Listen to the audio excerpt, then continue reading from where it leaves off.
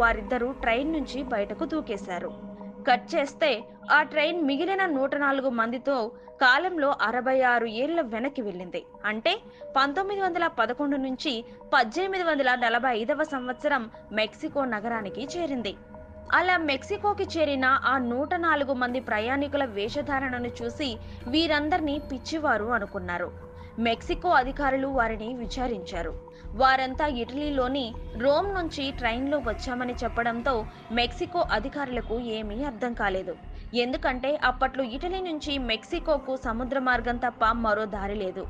దీంతో ఆ 104 మందిని పిచ్చివారిలా భావించి మానసిక చికిత్సాలయంలో చేర్పించి ఇటలీ అధికారులని సంప్రదించారు.